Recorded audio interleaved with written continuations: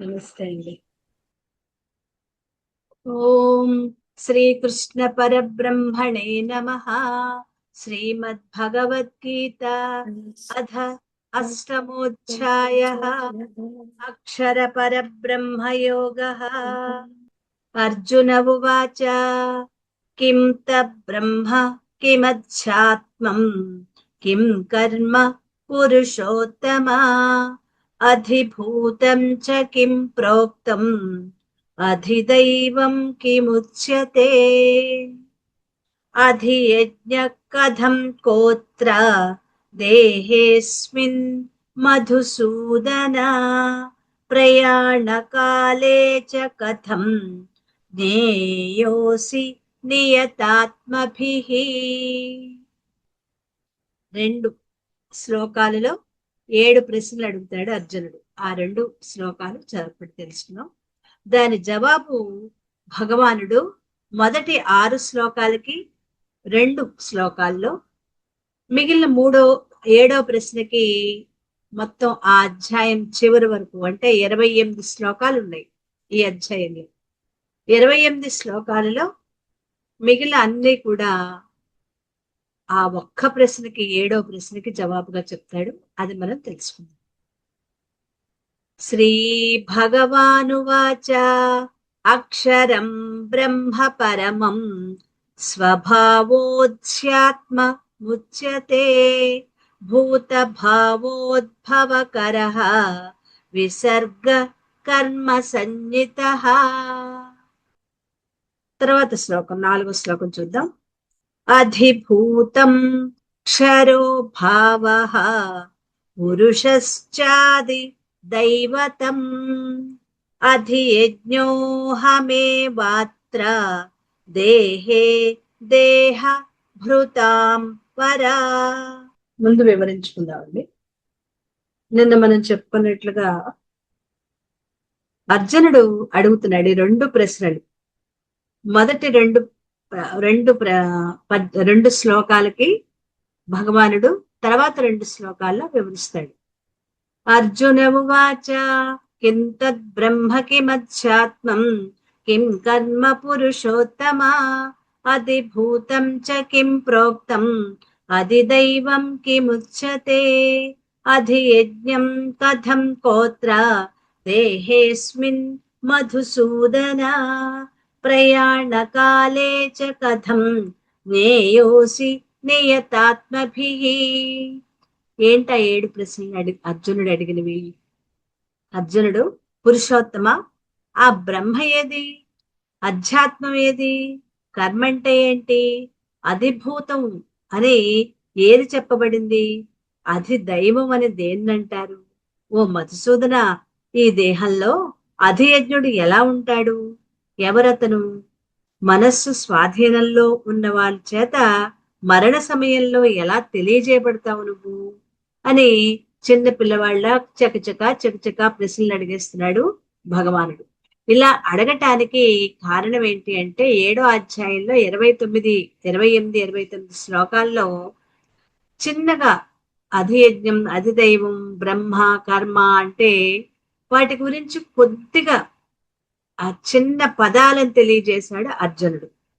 7వ అధ్యాయం చివరిలో వాటి వివరణ ఇవ్వాల. అధిభూతం, అధిదైవం, అధిజ్ఞానతో కూడిన నన్ను ఎవరు తెలుసుకుంటారో వాళ్ళు అంత్యకాలంలో కూడా మనస్సు స్వాధీనంలో ఉన్న వాళ్ళై నన్నే స్మరిస్తారని భగవానుడు తెలియజేశాడు.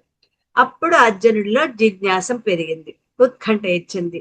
ఆ పదాల వివరం ఎవరిని అడగాలి? ఆయన్నే అడగాలి. అందుకే ఈ ప్రశ్నలు. అర్జునుడు ప్రశ్నిస్తే ఆ అర్థాలు చెప్పి అంత్యకాలంలో కూడా భగవంతుడి స్మరణ ఎలా సాధ్యమో ఆ ఉపాయాన్ని, సాధనా విధానాన్ని ప్రత్యేకంగా వివరించాలని భగవానుని అభిప్రాయం. అర్జునుడు మొత్తం 7 ప్రశ్నలు అడిగాడు. అందులో పదాల అర్థం అడిగినవి 6. చివరి ప్రశ్న అంత్యకాలంలో భగవంతుడిని స్మరించే ఉపాయానికి తెలుసుకోవాల్సిన ప్రశ్న. మరి ఈ 2 శ్లోకాల్లో 6 పదాలకి వివరణ ఇచ్చి చివరిదైన 7వ ప్రశ్నకి మొత్తం ఈ అధ్యాయం అంతా మిగిలిన అన్ని శ్లోకాల్లో కూడా వివరణ ఇచ్చాడు. పురుషోత్తమ. పురుషోత్తమ అంటే పురం అంటే ఈ దేహం, పురం అంతటా నకసిక పర్యంతం ఉన్నవాడే పురుషోత్తముడు. పురుషుడు అంటే జీవుడు. పురుషుడు అంటే ఇక్కడ జీవుడు, స్త్రీ పురుషులు కాదు. పురుషుడు అంటే జీవుడు. జీవుడు శరీరం అంతటా వ్యాపించి ఉన్నాడు కాబట్టే చేయి పట్టుకున్నా, కాలు పట్టుకున్నా, తల వెంట్రుకలు పట్టుకున్నా తెలుసుకుంటున్నారు. అలాంటి పురుషులలో ఉత్తముడు శ్రేష్ఠుడు ఎవరు? అతడే పురుషోత్తముడు. జీవుడు శరీరం అంతా ఈ పొరల్లో ఎలా వ్యాపించి ఉన్నాడో అలాగే ఈ పురుషోత్తముడు ఈ చరాచర విశ్వ బ్రహ్మాండం అంతటా వ్యాపించి ఉన్నాడు. అలాంటి వాడే, ఆ పురుషోత్తముడే ఈ శ్రీకృష్ణుడు అని. కృష్ణుడు అంటే అర్జునుడు రథం మీద కూర్చుని గుర్రాలు తోలేవాడు కాదు. ఆయన పురుషోత్తముడు. ఈ విశాల విశ్వం అంతటా అంటే 7 లోకాలు, 14 లోకాలు, బ్రహ్మాండం అంతటా విస్తరించుకుని నిండు ఉన్నవాడు. ఎక్కడ ఏది జరిగినా అన్ని తెలుసుకోగలిగిన సర్వజ్ఞుడు. ఆయనకు తెలియకుండా ఏమీ జరగదు. అందుకే శివుడు ఆజ్ఞ లేనిదే చీమైనా కుట్టదు అంటారు. స్థూల ప్రపంచానికి అధిదేవత విరాట్ పురుషుడు. అతడికి స్థూల ప్రపంచం, స్థూల దేహం సంగతే తెలుస్తుంది విరాట్ పురుషుడికి. మరి సూక్ష్మ ప్రపంచానికి అధిదేవత హిరణ్య గర్భుడు. హిరణ్య గర్భుడు అంటే బ్రహ్మదేవుడు. అతడు స్థూల సూక్ష్మ ప్రపంచం లేదా ఈ దేహం సంగతులన్నీ అతనికి తెలుస్తాయి. మరి స్థూల సూక్ష్మ కారణ ప్రపంచాలకి అధిదేవత ఎవరు? ఆయనే పురుషోత్తముడు. పురుషోత్తముడినే ఈశ్వరుడు అని కూడా అంటారు కదా. ఆయనకి యావత్ అన్ని విషయాలు తెలుసు, తెలియంది ఏదీ లేదు. అతడే పూర్ణ పురుషుడు. ఆయనే సర్వజ్ఞుడు. ఆయనది అపరిమితమైన జ్ఞానం, కాస్త కూస్త జ్ఞానం కాదు, అపరిమితమైన జ్ఞానం. అంతటి సర్వజ్ఞుడు కాబట్టి ఎలాంటి సందేహాలకైనా సమాధానం చెప్పగలడు. సమాధానం ఎంతటి వాళ్ళకైనా సంతృప్తినిస్తుంది ఆయన చెప్పింది. అర్జునుడు అందుకే పురుషోత్తమా అని పిలుస్తున్నాడు. ఇందులో ప్రశ్నలు 6 ప్రశ్నల్లో వివరించుకుందాం. కిం తద్బ్రహ్మ, ఆ బ్రహ్మ ఎవరు? తత్ అంటే అది దూరంగా ఉన్నదాన్ని తత్ అంటాం కదా. తద్బ్రహ్మ, ఆ బ్రహ్మ దూరంగా ఉన్నాడా, దగ్గరలో ఉన్నాడా?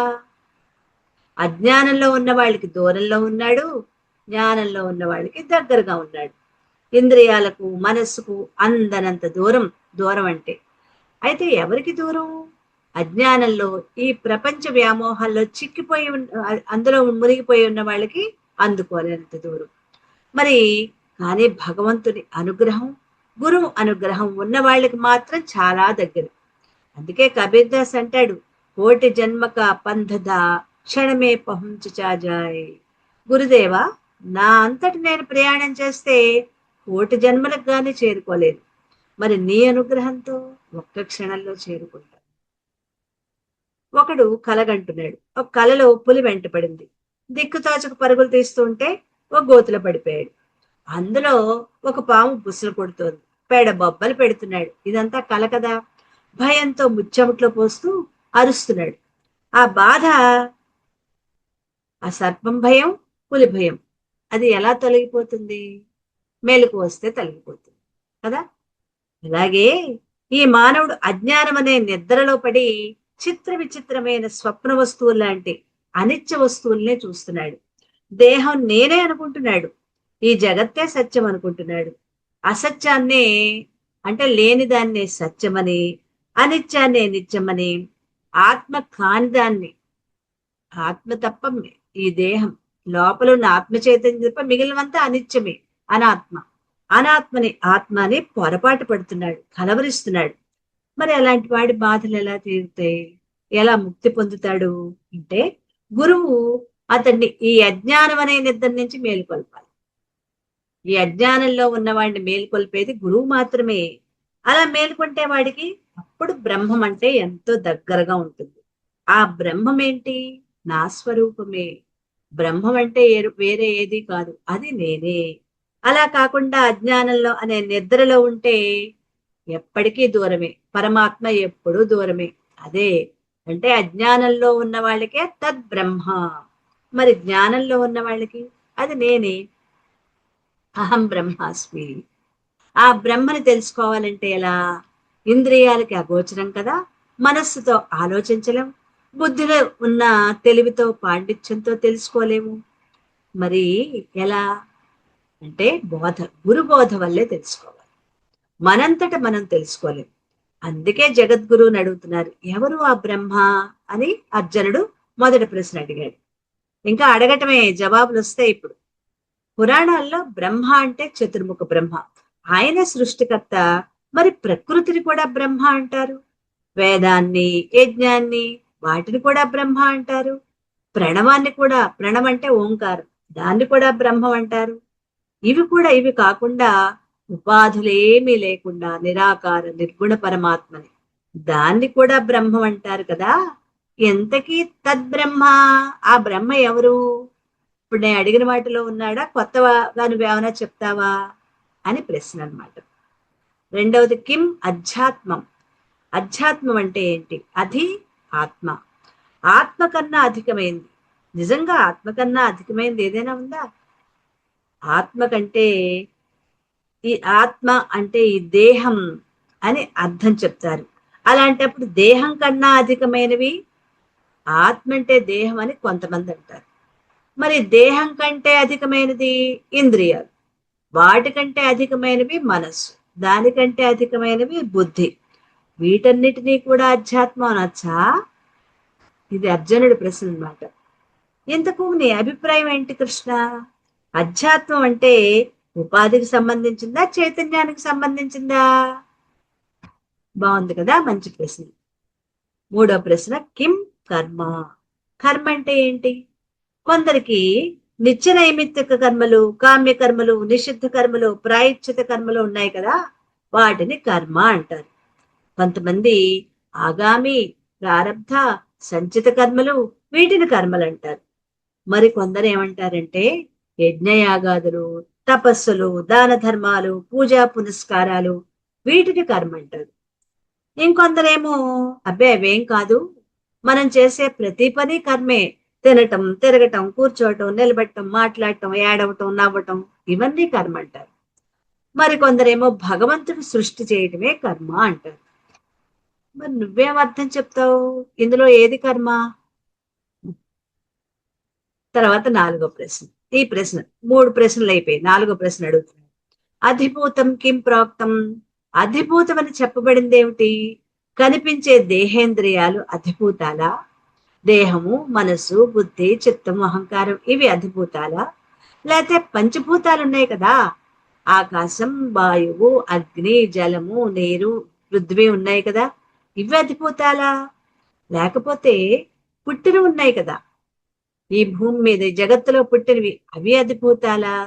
వీటికి వేరుగా ఇవి కాకుండా ఇంకేమైనా అధిభూతం అనేది ఉందా? ఇవేనా ఇంకేమైనా ఉన్నాయా?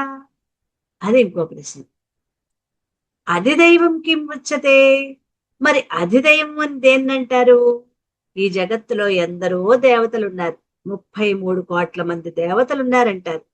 వీళ్ళ అధిదైవం, లేకపోతే ఒక్కొక్క ఇంద్రియానికి ఒక్కొక్క అధిష్టాన దేవత ఉంది కదా, వాళ్ళ అధిదైవతం అంటే, లేకపోతే 4 వేదాలు ఉన్నాయి కదా, 4 వేదాలకి అధిదేవతలు ఉన్నారు కదా, వాళ్ళ అధిదేవతలంటే, ఇందులో ఎవరైనా ఉన్నారా, లేక వీళ్ళందరూ కాక ఇంకెవరైనా అధిదేవతలు ఉన్నారా? ఇది ఇది ఒక ప్రశ్న. ఐదో ప్రశ్న. ఇకపోతే ఆరో ప్రశ్న. అధియజ్ఞం కథం కోత్ర. అధియజ్ఞుడు అంటే ఎవరు? అతనెక్కడుంటాడు?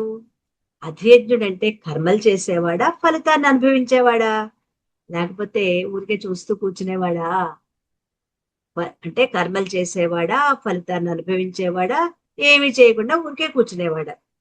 అతడు మన లోపల ఉంటాడా, బయట ఉంటాడా, దూరంగా ఉంటాడా, దగ్గరగా ఉంటాడా? ఎన్ని ప్రశ్నలు అడుగుతున్నాడో చూడండి. ఇవి అర్జునుడి ప్రశ్నలోని భావం అన్నమాట. ఇలా 6 ప్రశ్నలు గబగబా అడిగేసిన అర్జునుడికి తన మనస్సులో పురుగులా తొలుస్తున్న ఇంకొక ప్రశ్న, ముఖ్యమైన ప్రశ్న ఉంది. దాన్ని, ఆ సందేహాన్ని అడగబోతూ మళ్ళీ పిలుస్తున్నాడు, మధుసూదన. ఇంకో పిలుపు, ఇందాక పురుషోత్తమ అని పిలిచాడు, ఇప్పుడు మధుసూదన అని పిలుస్తున్నాడు. ఎందుకంటున్నాడు మధుసూదన అని? దీనిలో ఏమైనా ఆంతర్యం ఉందా? మధుసూదన అంటే అర్జునుల్లో పురుగులా తొలుస్తున్న సందేహం ఏదైతే ఉందో అది మనకు కూడా ఎంతో ముఖ్యమైనది. ఏంటది? ఏడో ప్రశ్న. ప్రాణం వదిలిపెట్టే సమయం ఎంతో బాధాకరమైంది. అవయవాల పట్టు తప్పిపోతాయి. శరీరం భయంతో బిగుసుకుపోతుంది.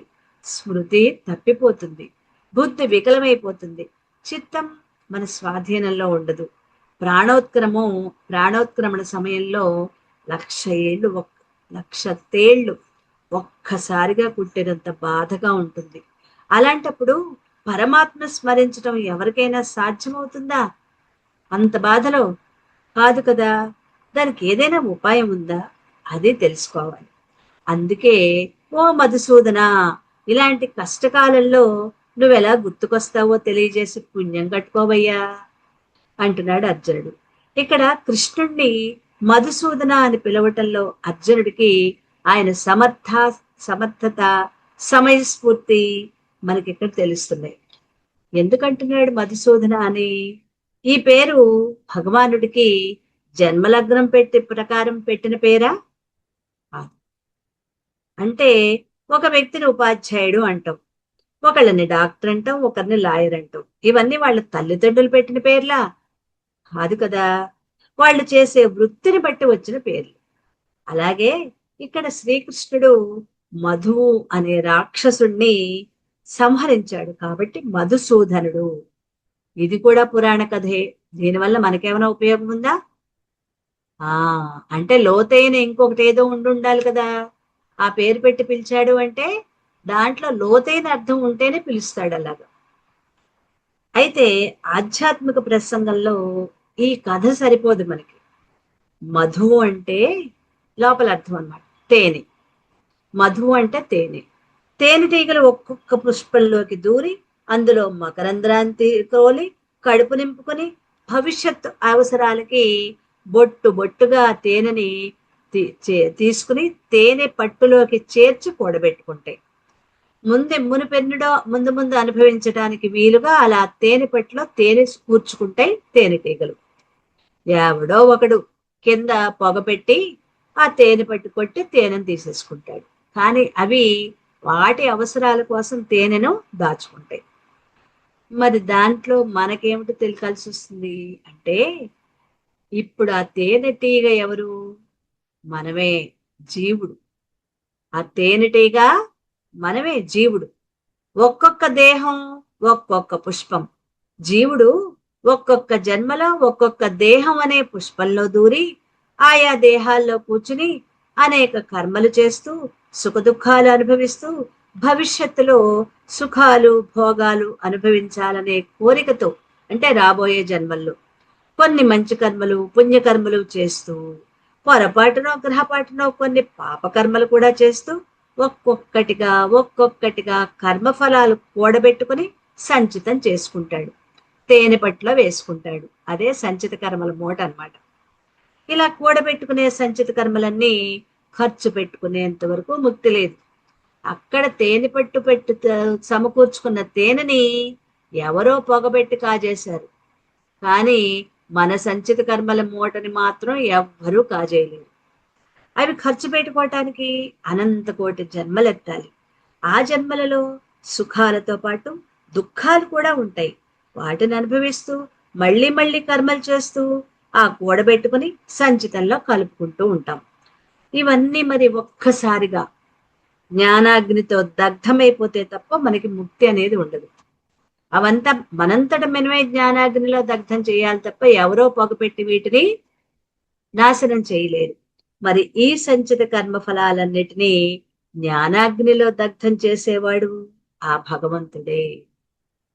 అలా దగ్ధం చేసేదెవరు? ఆ భగవంతుడే. ఇక్కడ మధువనే రాక్షసుని సంహరించిన భగవానుడే మన కర్మ ఫలాలనే మధువుని సంహరించేవాడు. అంటే జ్ఞానాగ్ని దగ్ధం చేసేవాడు మధువనే రాక్షసుడు అంటే ఇక్కడ కర్మఫలాలు, వాటిని సంహరించేవాడు కూడా ఆయనే. అందుకే మధుసూదన. ఇది సరిపోతుంది కదా. ఇంతేనా? ఇంకేమైనా అర్థాలు ఉన్నాయా? ఇంకో అర్థం కూడా చెప్తున్నారు. మధు అంటే తేనెని చెప్పుకున్నాం కదా, అది ఎలా ఉంటుంది? రుచికి తీయగా ఉంటుంది. అసలు అన్నిటికన్నా తీపి వస్తువు నేనే. నేను అంటే అహంకారం. ఆ నేను నేను అంటేనే అహంకారం. దానికి అఘాతం కలిగిన మానవుడు దేనికైనా అవమానం కానీ ఘాతం అంటే వాటికి కష్టం వస్తే సహిస్తాడు, కానీ అహంకారానికి దెబ్బ తగిలితే మానవుడు సహించలేడు. నేనుకు ఎవరైనా అవమానం చేస్తే సహించలేడు. స్వీట్ కన్నా, ధనం కన్నా, బంగారం కన్నా, భార్యా బిడ్డల కన్నా, అన్నింటికంటే ప్రతి వ్యక్తికి తీపి వస్తువు ఏది? అహంకారం. అదే మధువు, అదే తేనె. ఒక వ్యక్తి భార్యా బిడ్డలతో కలిసి పొరుగురికి బయలుదేరాడు. చద్దన్నము, కొన్ని బట్టలు మూట కట్టుకుని బయలుదేరాడు. మధ్యలో ఒక వాగు ప్రవహిస్తోంది. పడవలేదు, చీకటి పడుతోంది.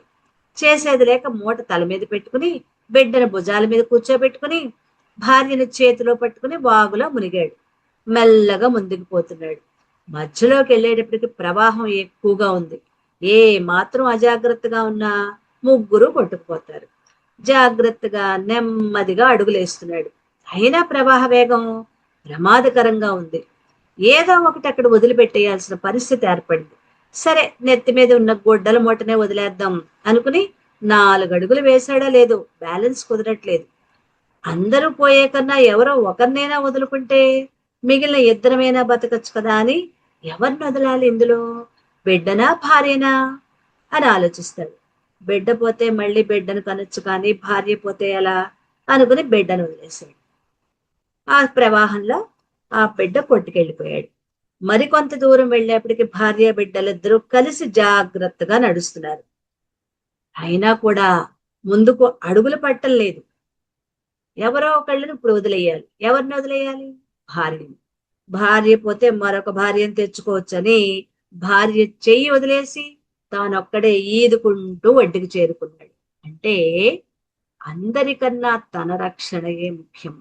తన కోసమే అందరూ కావాలి. ఇది అహంకారం. ఈ కథ మన కథే. దేన్నైనా వదులుకుంటాం గాని అహంకారాన్ని వదులుకోము అంటే ఇదే. అన్నిటికన్నా తీపి అహంకారమే. అబ్బెబ్బే లేదండి, బిళ్ళలను వదిలేయం, భార్యను వదిలేయం, కష్టపడి ఏం ఉండదండి. అక్కడికి వచ్చేటప్పటికి ప్రతి ఒక్కళ్ళు ఆలోచించుకోవాల్సింది తన రక్షణే. ఈ అహంకారం దేంతోనూ చావదు, అంత తీపిది. ఒక్క భగవానుడే ఈ అహంకారాన్ని అంతం చేయగలడు. అహంకారం చావకపోతే జ్ఞానం రాదు. అహంకారం చస్తేనే గాని జ్ఞానం రాదు. అసలు జీవుడికి దేవుడికి మధ్యనున్న పెద్ద తెరే అహంకారం. మనం జీవుడు అన్న మనం దేవుడిగా మారలేకపోవటానికి కారణం ఏంటి? పెద్ద ఇనప వల లాంటి తెర అన్నమాట ఈ అహంకారం. ఈ అహంకారం తొలగిపోయిందా జీవుడు దేవుడైపోతాడు. అంటే ఎక్కడి నుంచి వచ్చాడో అదే నేను అని తెలుసుకుంటాడు. భాగవతంలో గోపికా వస్త్రాపహరణం ఇది మనకు తెలుసు కదా. శ్రీకృష్ణుడు గోపికల వస్త్రాలని అపహరించాడు. అంటే నిజంగా వస్త్రాలు హరించటం కాదు, అహంకారాన్ని హరించటం. వస్త్రాలంటే ఇక్కడ అహంకారం అనమాట. గోపికలంటే జీవుడు, వస్త్రం అంటే అహంకారం. వస్త్రాలను హరించడం అంటే అహంకారాన్ని అంతం చేయటం. అప్పటి వరకు గోపికలు జీవుడుగా, శ్రీకృష్ణుడిని దేవుడుగా చూస్తున్నారు. నేను జీవుడు, శ్రీకృష్ణుడు దేవుడు, ఇలా ద్వైతంలో ఉన్నారు. ద్వైతం అంటే నువ్వు వేరు, నేను వేరు. నేను జీవుణ్ణి, నువ్వు దేవుడివి. నువ్వు ఉత్తముండా, నేను పాతకుండా.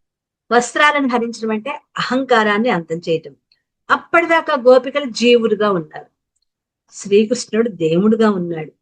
ఎప్పుడైతే వస్త్రాపహరణం చేశాడో అప్పుడు ఏం చెప్తాడు? నీ 2 చేతులు పైకెత్తి నీ అభిమానాన్ని వదులుకొని అహంకారాన్ని తొలగించుకుని నువ్వు 2 చేతులు పైకెత్తి శరణాగతి పొందితేనే వస్త్రాలు ఇస్తానంటాడు. అలాగే చేశారు.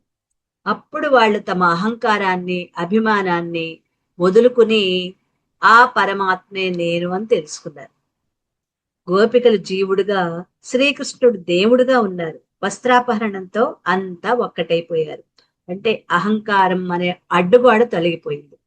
జీవుడు దేవుడయ్యాడు. గోపికలు తాము పరమాత్మగా తెలుసుకున్నారు అప్పుడు. అందుకే అర్జునుడు ఇక్కడ మధుసూదన అని పిలుస్తున్నాడు. అయ్యా, నువ్వు మధు అనే రాక్షసుని సంహరించావు, ఇప్పుడు అహంకారం అనే రాక్షసుని సంహరించి నన్ను నీలో కలుపుకో. అంటున్నాడు అర్జునుడు. నీవు భక్తుల కోసం ఏమైనా చేస్తావు. ఇప్పుడు నా సంశయాన్ని హరించు, నా సందేహాన్ని తొలగించు. మరణ సమయం మహాదారుణం, దుర్భరం. అలాంటి సంకట సమయంలో నిన్ను స్మరించటం ఎలా వీలవుతుందో చెప్పు అని మానవులందరి ప్రతినిధిగా అడుగుతున్నాడు. ఎవరు? అర్జునుడు అన్నమాట. అర్జునుడు అడుగుతూ, అర్జునుడి ప్రశ్నలకి భగవానుడు ఇప్పుడు సమాధానం చెప్తున్నాడు. ఇందాక చదువుకున్నాం కదా 3-4 ప్రశ్నలు. ఇప్పటికి అర్జునుడు ప్రశ్నలు అయ్యాయి. వాటికి జవాబు భగవానుడు ఒక్కొక్కటి ఇస్తున్నాడు. శ్రీ భగవానువాచ అక్షరం బ్రహ్మ పరమం స్వభావోధ్యాత్మముచ్యతే భూత భావోద్భవకరః విసర్గ కర్మ సన్నితః. భగవంతుడు శ్రీకృష్ణుడు చెప్తున్నాడు, బ్రహ్మం నాశరహితం, సర్వోత్తమమైంది. ఆయన యొక్క స్వభావమే అధ్యాత్మం అని చెప్పబడింది. సర్వ ప్రాణుల ఉత్పత్తిని కలుగజేసి ఆహుతులని కర్మ అంటారు. ఇలా చెప్పుకుంటే మనకు అర్థం కాదు కదా, దాన్ని వివరించుకుందాం. ఈ శ్లోకంలో అర్జునుడు 3 ప్రశ్నలకి సమాధానాలు చెప్తున్నాడు. దీంట్లో బ్రహ్మ, బ్రహ్మ అంటే ఏంటో చెప్తున్నాడు. ఈ శరీరం పంచీకరణం చెందిన పంచభూతాలతో తయారైంది. మనం తత్వబోధలో తెలుసుకున్నామా? పంచీకరణం చెందిన పంచభూతాలతో ఈ శరీరం తయారైంది. పంచతన్మాత్రలతో. ముందు పంచభూతాలు, పంచభూతాల యొక్క తామసికాంశాలతో పంచీకరణం చెంది స్థూల శరీరం ఏర్పడింది. ఆకాశం, వాయువు, అగ్ని, జలము, నీరు, అవి ఒక్కొక్కటి ఒక్కొక్క పై సగభాగంలో ఉంటే మిగిలిన సగభాగంలో 4 ఉంటాయి. ఇవన్నీ కలిసిపోయి వాటితో ఈ దేహం తయారైంది. భూమి శరీరంలో భూభాగం ఏది? భూమి అంటే గట్టి పదార్థం. ఎముకలు, గోళ్ళు, దంతాలు, వెంట్రుకలు ఇవన్నీ భూమికి చెందనివి. జలము అంటే రక్తము, చీము, ఇంకా నోటిలోని లాలాజలం, మూత్రం, ఇలా ద్రవ పదార్థం మన శరీరంలో ఏముందో అవన్నీ జలానికి. అగ్ని, జఠరాగ్ని. అదే కాకుండా శరీరం ఉష్ణోగ్రత 98.4 డిగ్రీలు ఉంటే ఉష్ణోగ్రత సమంగా ఉంటుంది. ఒక చిన్న పిసరు ఎక్కువైతే జ్వరం వచ్చిందంటాం, ఒక డిగ్రీ తగ్గితే లో జ్వరం వచ్చిందంటాం. అది అగ్నితత్వం. మరి వాయుతత్వం, మనం ముక్కు రంధ్రాల ద్వారా శ్వాసను తీసుకున్నప్పుడు ఆ ప్రాణము లోపలికి, ఆ వాయువు లోపలికి వెళ్ళి అది ప్రాణవాయువుగా మారి దేహమునందంతటా వ్యాపిస్తుంది. అన్ని ఎక్కడెక్కడ వ్యాపిస్తుంది? తల నుంచి పాదాల వరకు మనం తీసుకున్న శ్వాస వెంటనే అంతటా వ్యాపిస్తుంది. వ్యాపిస్తూ అంతేనా, ఎముకల యొక్క సంధి బంధాలు ఉంటాయి కదా, సంధి అంటే జాయింట్స్.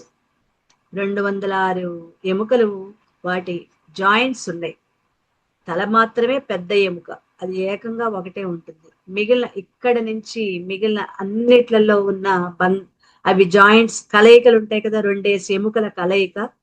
అక్కడ కూడా వాయువు సంచారం చేస్తూ ఉంటుంది.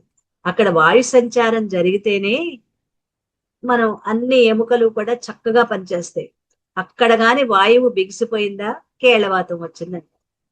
బిగుసుకుపోయి ఏమవుతుంది? అవి కదలం. అందులో వాయు సంచారం లేకపోతే అవి డిఫార్మిటీస్ వచ్చేస్తాయి. ఆ డిఫార్మిటీస్ వచ్చిన తర్వాత అందులో ఇంకా వాటికి కదలికలు ఉండవు. అందుకని వాయు సంచారం అనేది మన లోపలంతటా జరగాలి. తల నుంచి పాదాల వరకు వాయు సంచారం జరుగుతుంది. ఇంకా 5వది ఆకాశం, అంటే ఖాళీ ప్రదేశం. మన లోపల ఖాళీ ప్రదేశం ఉంది కాబట్టే నోట్లో నీళ్లు పోసుకుంటే కిందకి వెళ్తుంది, నోట్లో ఆహారం పెట్టుకుంటే లోపలికి వెళ్తుంది. అంతటా అలాగే ప్రతి అణువులోనూ కూడా ఖాళీ ప్రదేశం ఉంటుంది. అంతటా ఖాళీ ప్రదేశం ఉంది కాబట్టే ఈ దేహం ఇంత పొడుగు ఏర్పడింది. మరి ఎంతగా పుట్టాము? చిన్న పసిపాపగా పుట్టిన వాడు ఇంత పెద్ద శరీరాన్ని పెద్ద అయ్యేపటికి ఎదిగిన కారణం ఏంటి? లోపల ఖాళీ ప్రదేశం అలా సాగుతూ సాగుతూ సాగుతూ ఇంత పెద్దదిగా లోపల ఖాళీ ప్రదేశం ఏర్పడింది. అలా పంచీకరణం చెంది ఈ శరీరం పంచీకరణం చెందిన పంచభూతాలతో తయారైంది. మరి శరీరం నశించిపోయినప్పుడు దాన్ని తయారు చేసిన పంచభూతాలు మిగులుతాయి కదా, అవే శరీరం యొక్క బ్రహ్మ. శరీరానికి బ్రహ్మ అవే. అయితే అవి అక్షరం కాదు, నశించకుండా ఉండేవి కాదు. అవి బ్రహ్మే మన వరకు, కానీ అవి కూడా నశించిపోతాయి. అవి కూడా నశించేవి. అవి పంచతన్మాత్రల పంచీకరణ వల్ల ఏర్పడ్డాయి కాబట్టి ఆ పంచభూతాలు నశించిపోతే పంచ తన్మాత్రలు కూడా నశించిపోతాయి. తన్మాత్రలు అంటే శబ్దము, స్పర్శ, రూపము, రసము, గంధము. ఆకాశగుణం శబ్దం, వాయుగుణం శబ్ద స్పర్శ, అగ్నిగుణం శబ్ద స్పర్శ రూపాలు, జలగుణం శబ్ద స్పర్శ రూప రసాలు, భూమికి గుణాలు 5: శబ్ద స్పర్శ రూప రస గంధాలు. ఈ 5 కూడా భూమికి ఉంటాయి. వీటిని తన్మాత్రలు అంటాం కదా. ఆ పంచ తన్మాత్రలు మిగులుతాయి. అందువల్ల పంచ తన్మాత్రలే పంచభూతాలకి బ్రహ్మ. ముందేమన్నారు? శరీరం యొక్క బ్రహ్మ పంచభూతాలు. ఇప్పుడు పంచ తన్మాత్రలు పోనీ అవి ఏమైనా శాశ్వతంగా ఉంటాయా? అవి శాశ్వతంగా ఉంటాయి. పంచ తన్మాత్రలు పంచభూతాలకి బ్రహ్మ. అవి కూడా అక్షరమే, అక్షరం కావు. ఈ పంచతన్మాత్రల పంచీకరణ వల్ల ఏర్పడ్డాయి కాబట్టి ఆ పంచభూతాలు నశించిపోయినప్పుడు పంచతన్మాత్రలు మిగులుతాయి. అందువల్ల పంచతన్మాత్రలే పంచభూతాలకి బ్రహ్మ. ఈ తన్మాత్రలు కూడా అక్షరం కాదు. బ్రహ్మ అంటే ఆధారము అన్నమాట. ఇక్కడ వీటికి ఆధారము అవి. పంచతన్మాత్రలు ఇప్పుడు పంచభూతాలకి ఆధారం. పోనీ అవేనా శాశ్వతమా? అవి కూడా అక్షరం కాదు, అంటే నశించిపోయేవి, శాశ్వతం కాదు. అవి నశించేవే. భూతన్మాత్ర ఎలా నశిస్తాయి? భూతన్మాత్ర జల తన్మాత్రలో, భూమి జలంలో, జలం వాయువులో, జలం అగ్నిలో, అగ్ని వాయువులో, వాయువు ఆకాశంలో. అలా ఒక్కొక్క తన్మాత్ర ఒక్కొక్క దాంట్లో కలిసిపోతుంది. ఆ ఆకాశ తన్మాత్రలో లయమై చివరికి ఆకాశ తన్మాత్ర పరమాత్మలో లీనమైపోతుంది. ఓకే, ఆ పరమాత్మ మాత్రమే మిగులుతుంది. ఇంకా మిగిలేది ఇంకేమీ లేవు. పరమాత్మ ఒక్కటే. ఈ పరమాత్మే పంచతన్మాత్రలకు బ్రహ్మ. ముందు దేహం బ్రహ్మ, తర్వాత ముందు పంచభూతాల బ్రహ్మ, కానీ అవి నశించేవి. తర్వాత పంచ తన్మాత్రలు బ్రహ్మ పంచభూతాలకి, అవి నశించిపోయేవి. ఈ పంచ తన్మాత్రలు ఒక్కొక్కటి ఒక్కొక్క దాంట్లో కలిసిపోయి పరమాత్మలో కలిసిపోతాయి.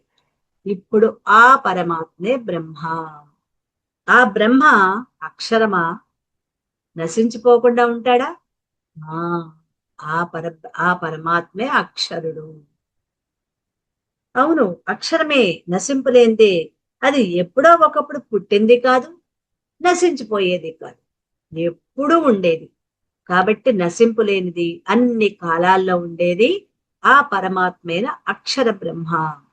ఇక దానికంటే వేరైంది ఎక్కువైంది ఇంకేమీ లేదు. అదే అన్నిటికైనా సర్వోత్తమం. అందుకే దాన్ని పరమం, అదే శ్రేష్టమైనది అంటున్నాడు శ్రీకృష్ణ భగవానుడు. ఇప్పుడు బ్రహ్మ అంటే అర్థమైందా? ఏది బ్రహ్మ? పంచభూతాల, పంచ తన్మాత్రల? అవేమీ కాదు. పరమాత్మే బ్రహ్మ. ఒక్కొక్కటి చాలా వివరంగా చెప్పారు. ఈ దృశ్యమాన ప్రపంచానికి మూలమై, ఆధారమై, కారణమై ఉన్న స్థిరమైన ఆత్మతత్వమే బ్రహ్మ. స్థిరమైన ఆత్మతత్వం, ఆధారం, అధిష్టానం, అదే బ్రహ్మ. అంటే ఈ దేహ మనోబుద్ధుల్ని ప్రకాశింపచేసేది. కాబట్టి బ్రహ్మము అంటే చైతన్య రూప ఆత్మ.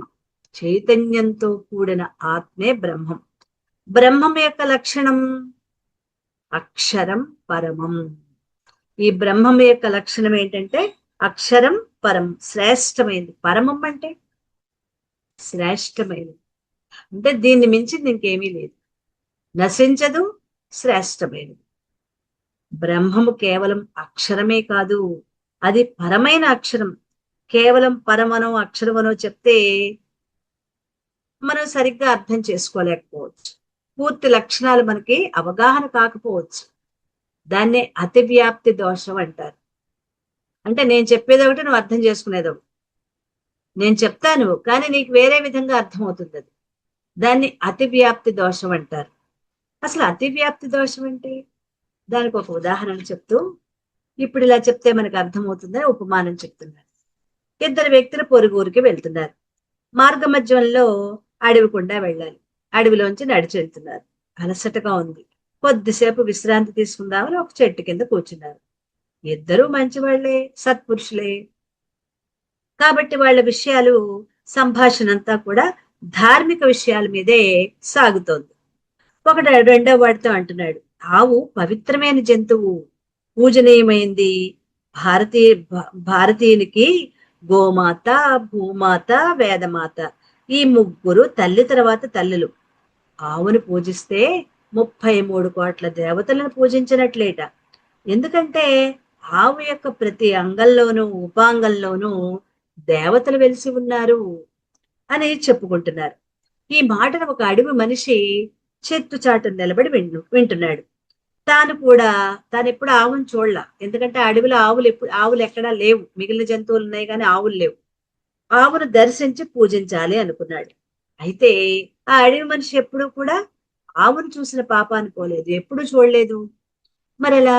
అందుకే వాడు వాళ్ళ దగ్గరకు వచ్చి నిలబడి, బాబు, ఆవు అంటే ఎలా ఉంటుందో చెప్పండి, నేను కూడా దాన్ని దర్శించుకుని పూజించుకుంటాను అంటాడు. ఆవు ఎలా ఉంటుందో చూపించటానికి ఆ అడవిలో ఒక్క ఆవు కూడా లేదు. కాబట్టి వర్ణించి చెప్పాలి. అందుకే చెప్పారు వాళ్ళు. ఆవు తెల్లగా ఉంటుంది, 2 కొమ్ములుంటాయి, వెనకాల ఒక తోక ఉంటుంది, అది పెద్దదిగా ఉంటుంది అని, చేత్తో ఎంతెత్తు ఉంటుంది, ఇలా ఉంటుందని చెప్పి చూపించారు. దాంతో వాడు ఆహా అలాగా అని చెప్పి ముందుకెళ్ళాడు. అలా వెళ్తుంటే ఆ అడవి మనిషికి ఒక దున్నపోతు కనిపించింది. దానికి 2 కొమ్ములు, తోకున్నాయి గాని అది తెల్లగా లేదు, నల్లగా ఉంది. ఓహో, అయితే ఇది ఆవు కాదు కాబోలు అని ముందుకు వెళ్తున్నాడు. అలా వెళుతుంటే కొంత దూరానికి అతనికి ఒక ఎద్దు కనిపించింది. ఎదురుపడింది. అది తెల్లగా ఉంది, 2 కొమ్ములున్నాయి, దాని వెనకాల తోకుంది. వాళ్ళు చెప్పినట్టు అంతెత్తులాగా ఇలా ఉంది. ఓ, ఇదే ఆవు అనుకుని దానికి పూజ చేశాడు. ఇది అతివ్యాప్తి దోషం. వీళ్ళు చెప్పింది ఆవు గురించి, కానీ వాడు అర్థం చేసుకుంది ఆవులాగా ఉన్న ఎద్దుని అర్థం చేసుకుని అదే ఆవు అనుకున్నాడు. ఆవుకు చెప్పిన లక్షణం ఆవుకే కాకుండా ఎద్దుకు కూడా ఉంటుంది. కానీ ఏ వస్తువుకు కూర్చుని ఏ లక్షణం చెప్తారో ఆ లక్షణం ఆ వస్తువునందు మాత్రమే తప్ప ఇంక దేనికి ఉండకూడదు. వాళ్ళు అలా కాకుండా ఇంకొక విధంగా కూడా చెప్పు ఉండాల్సింది. ఆవుకి ఒక అసాధారణ లక్షణం ఉంది. ఏంటది? గంగడోలు ఉంటుంది, పొదుగు ఉంటుంది, గంగడోలు ఉంటుంది. ఈ 2 వాళ్ళు చెప్పలేదు. ఎద్దుకి గంగడోలు ఉండదు, ఎద్దుకు ఉన్న మెడని గంగడోలు అని అనరు, దానికి పొదుగు ఉండదు. అలా దాని లక్షణం తెల్లగా, కొమ్ములు, తోక. ఇదొకటే ఆవు కాదు కదా. ఇంతవరకే చెప్తేవాడు అర్థం చేసుకున్నది తప్పుగా అర్థం చేసుకున్నాడు. ఎద్దు కూడా అలాగే ఉంటుంది, కానీ దానికి గంగడోలు ఉండదు, పొదుగు కూడా ఉండదు. ఈ విషయం వాడికి అర్థం కాలేదు. అది అతివ్యాప్తి దోషం. చెప్పేది ఒకటి చెప్తే అర్థం చేసుకునేది ఇంకోటి అర్థం చేసుకుంటూ ఉంటారు కదా, దాన్ని అతివ్యాప్తి దోషం అంటారు ఆధ్యాత్మికంగా. కాబట్టి బ్రహ్మాని గురించి చెప్పేటప్పుడు కేవలం అక్షరం అని కానీ, పరమం అని కానీ చెప్పి ఊరుకోకూడదు. అక్షరం అనే మాట ప్రణవానికి సరిపోతుంది. ప్రణవం అంటే ఓంకారం. కాబట్టి అతివ్యాప్తి దోషం కలగకుండా ఉండటానికి పరమం, అక్షరం అని 2 చెప్పాలి. బ్రహ్మం యొక్క లక్షణం ఏంటి? అక్షరం, పరమం 2 చెప్పినప్పుడే అది పూర్తిగా బ్రహ్మం అవుతుంది. అయికపోతే రెండవది అధ్యాత్మం. చూడండి, బ్రహ్మం అంటే ఎంత గొప్ప ఉపమానాలతో మనకి అర్థమయ్యేటట్లు చెప్పారంటే, అది పంచభూతాలు కాదు, పంచ తన్మాత్రలు కాదు, వాటికి ఆధారమైన పరమాత్మ. అలాగే అది అక్షరం, నశించేది కాదు. పరమం, పరమం అంటే శ్రేష్టమైనది. కేవలం నశించేది కాదు, శ్రేష్టమైనది అని మాత్రమే చెప్తే అర్థం కాదు.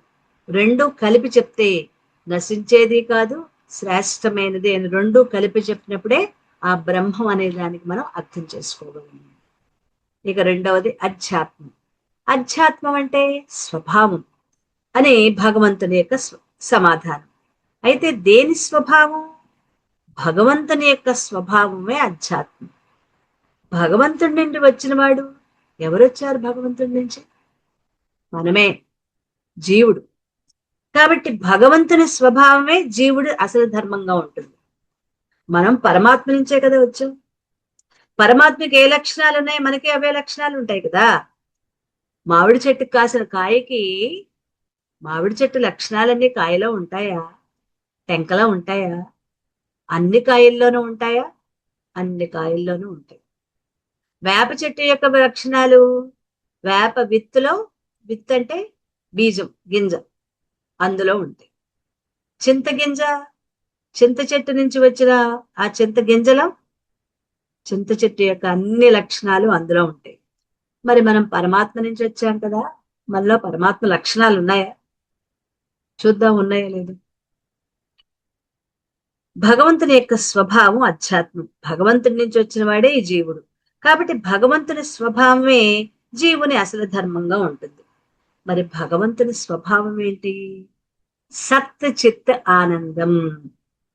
అదే సచ్చిదానందం. సత్ చిత్ ఆనందం విడదీస్తే, కలిపేస్తే సచ్చిదానందం. మరి జీవుడు కూడా అదేనా? సచ్చిదానందమేనా? మరి జీవుడు సచ్చిదానందంతే జీవుడు కూడా పరమాత్మ అయిపోతాడు కదా. అవుతాడా లేదో ఇప్పుడు చూద్దాం. సత్ అంటే ఈ లోకంలో ఎందరో మనుషులున్నారు. తెలివైన వాళ్ళు ఉన్నారు, తెలివి తక్కువ వాళ్ళు ఉన్నారు, పెద్దవాళ్ళు, చిన్నవాళ్ళు, మంచివాళ్ళు, చెడ్డవాళ్ళు, ఆడవాళ్ళు, మగవాళ్ళు, ఇలా ఎందరో ఉన్నారు.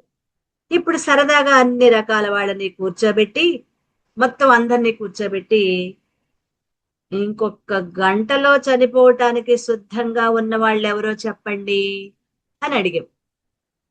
1 గంట ఆయుర్దాయంలో చనిపోయే వాళ్ళు మీలో ఎవరో చెప్పండి అంటే, ఏ ఒక్కరైనా, ఎన్ని కష్టాల్లో ఉన్న వాళ్ళైనా సరే, నేను రెడీ, నేను ఇప్పుడే చచ్చిపోతానని అంటారా ఎవరైనా?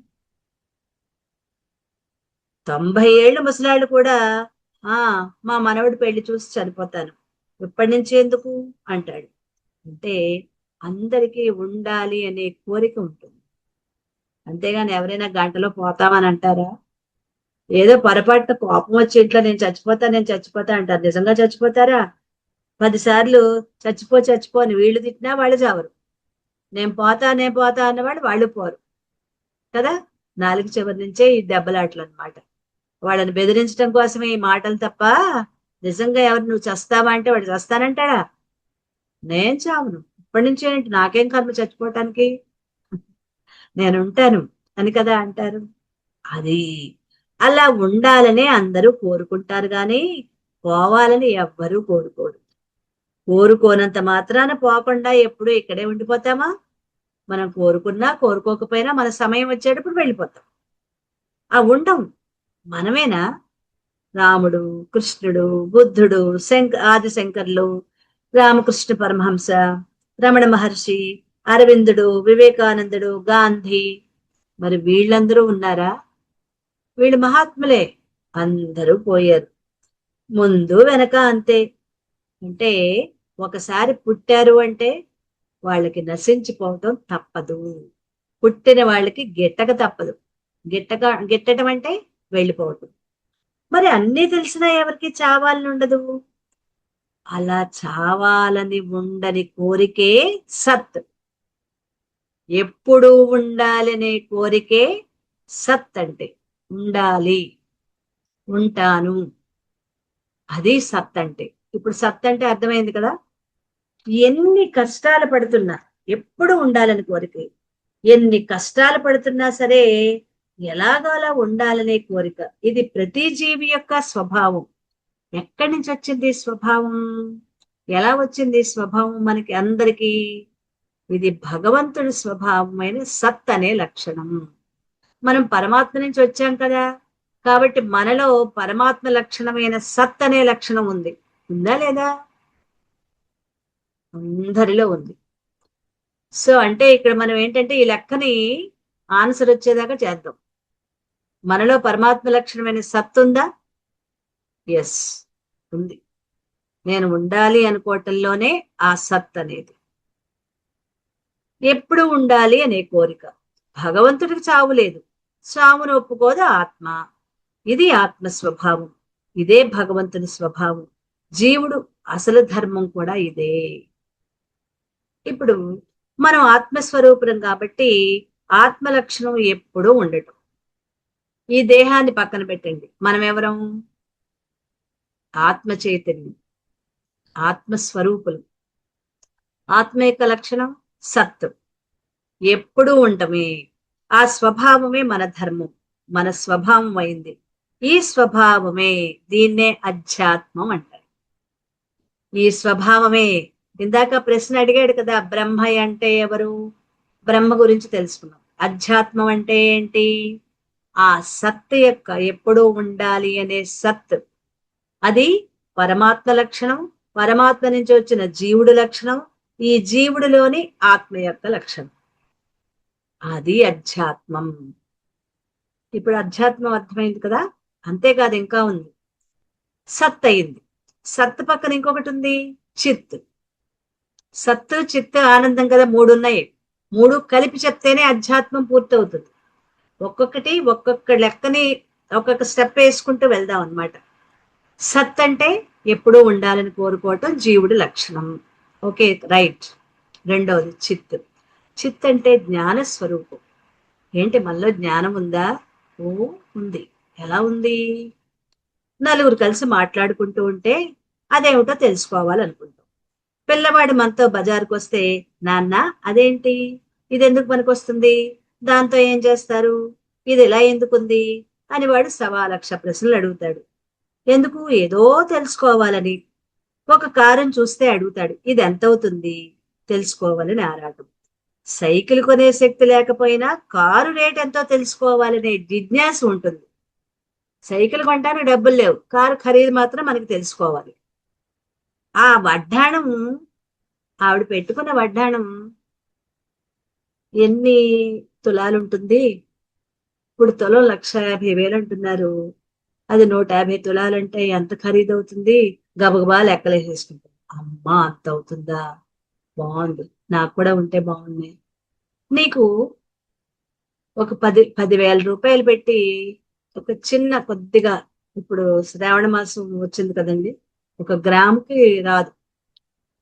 10,000 పెట్టినా గ్రాము రాదు. దానికి 14,000 15,000 పెడితే గాని వాళ్ళ గ్రామ్ అనేది రాదు కదా. అంత కొనుక్కునే స్థోమత లేదు. 10,000లో ఏదైనా చిన్న ఏ మిల్లీగ్రాముల్లోనో వస్తే బాగుండు అనుకుని బంగారం షాపుకి వెళ్తే వాడు మన ఇచ్చిన 10,000కి గీసి గీసి ఆ జిఎస్టీలు ఇంకా అన్ని ట్యాక్స్లు వేసుకుని చాలా 0.5 గ్రామ్స్ 0.6 గ్రామ్స్ ఏవో చెప్తాడు. అలాంటి గ్రాముల్లో శ్రావణ మాసం కదా, మనం ముచ్చట కోసం అంత కష్టపడి డబ్బులు సంపాదించి మనం ఆ గ్రామ్ ఆ 0.5 0.6 గ్రామ్స్ 10,000కి సరిపడ బంగారాన్ని తీసుకున్నాం, ఉదాహరణకి ఇదంతా.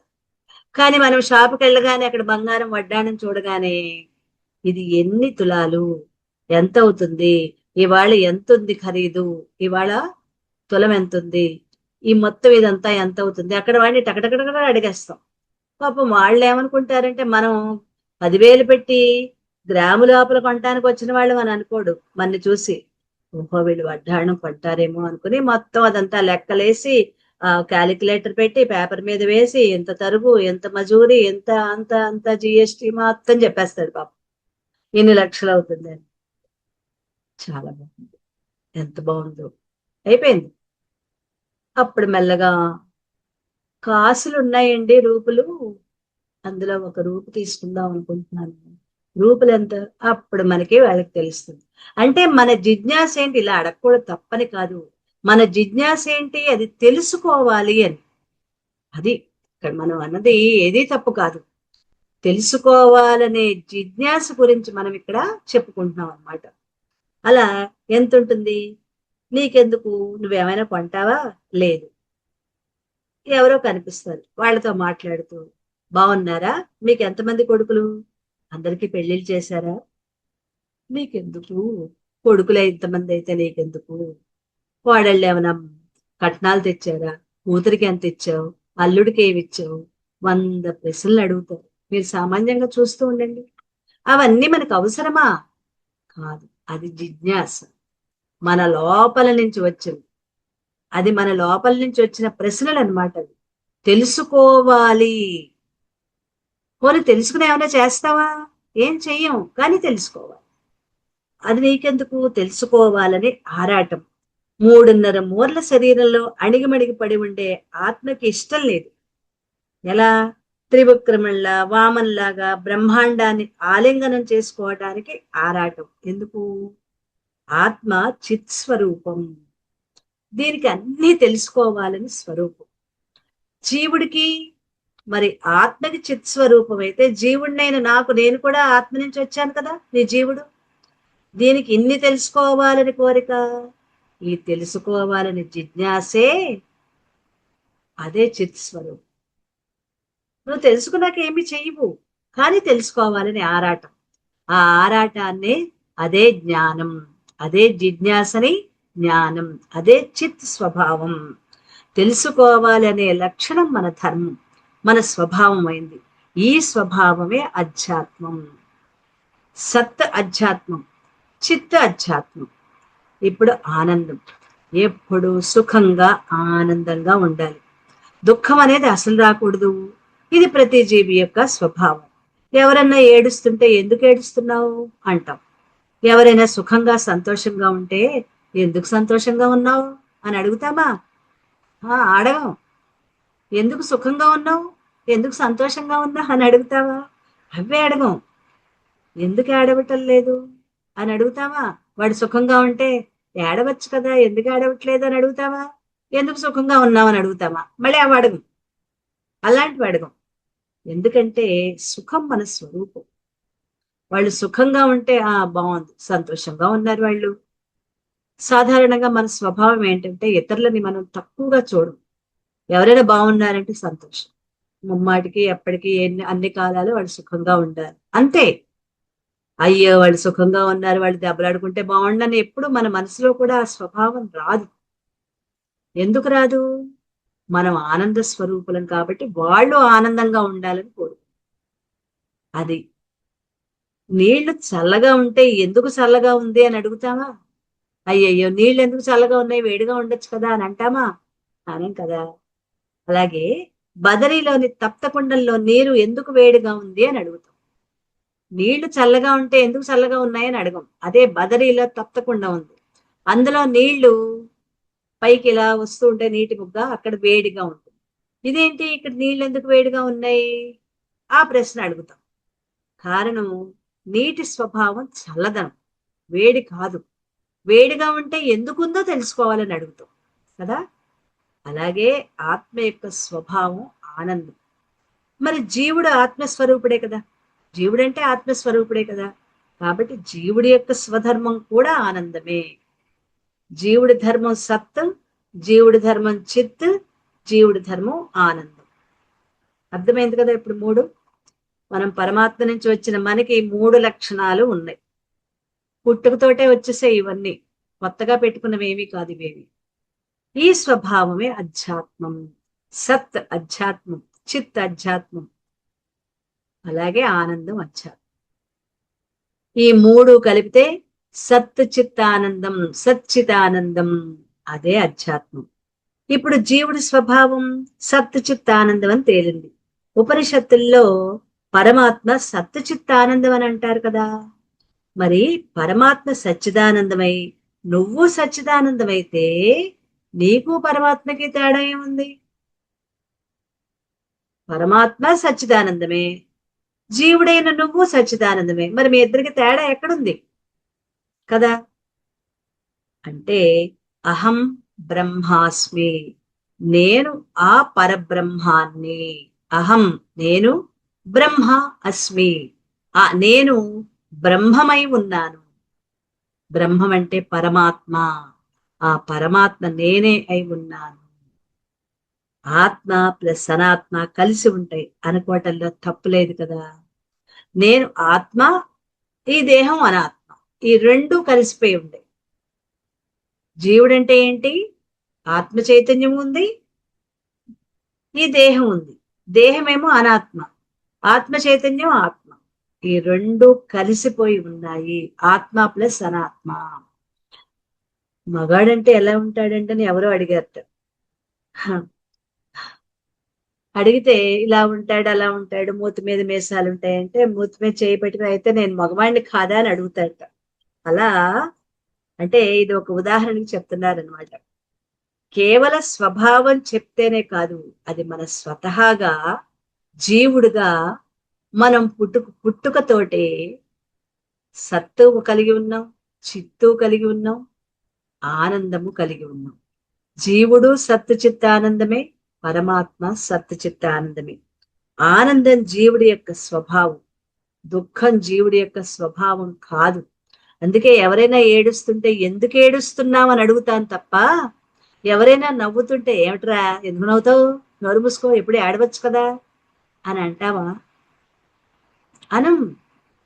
సుఖంగా నవ్వుతూ ఉన్న వాళ్ళని ఎందుకు నవ్వుతున్నాము, ఎందుకు ఆనందంగా ఉన్నావు అనే ప్రశ్న అడగము. ఎందుకంటే అది మన స్వభావం. అదే ఎవరైనా బాధపడుతుంటే అయ్యయ్యో వాళ్ళు మన ఫ్రెండ్ మన పక్కన 3 ఏళ్ళు అవతలు ఉన్నారు కదా, ఎప్పుడు మనకు పలకరిస్తూ ఉంటారు, వాళ్ళ ఇంట్లో ఏంటో బాధగా గట్టిగా దుఃఖపడిపోతున్నారు, ఏడుస్తున్నారు, ఏమైందో పరిగెత్తుకుంటూ వెళ్ళి వాళ్ళని ఓదార్చడానికి వెళ్తాం. ఎందుకని? దుఃఖం మన స్వభావం కాదు. మన స్వభావం కాని దాన్ని ఎవరైనా చూస్తే వాళ్ళ పట్ల చూసినప్పుడు మనకు ఒక రకమైన జాలి కలుగుతుంది, బాధ కలుగుతుంది. వాళ్ళని ఓదార్చడానికి పరిగెత్తుకుంటూ వెళ్తాం. మళ్ళీ తిరిగి ఆనంద స్థితి వాళ్ళకి కలగజేయటానికి మనం అక్కడికి వెళ్తాం.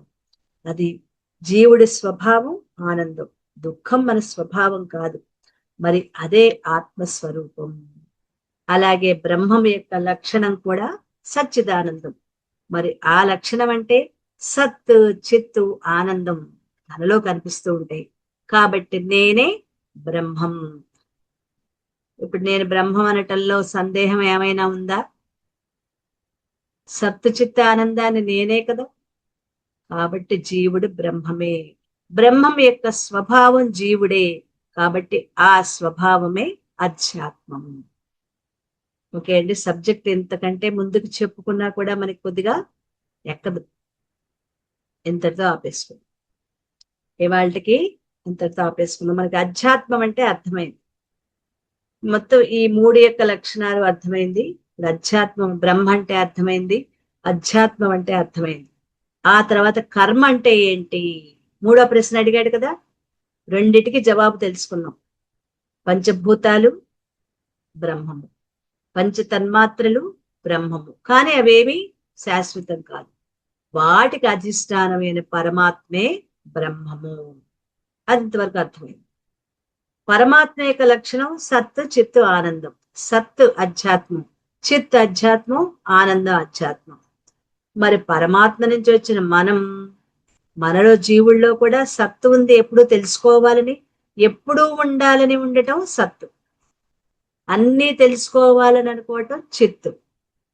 ఎప్పుడూ సంతోషంగా ఆనందంగా ఉండాలనుకోవటం జీవుడి యొక్క అసలు స్వభావం. కాబట్టి సత్తు చిత్తు ఆనందం ఈ 3 కూడా జీవుడి యొక్క లక్షణం. ఓకే, ఈ 3 కూడా ఇవన్నీ కలిపితే అధ్యాత్మం. ఇంతవరకే తెలుసుకుందాం. కర్మ అంటే ఏంటో రేపు తెలుసుకుందాం. ఓకే.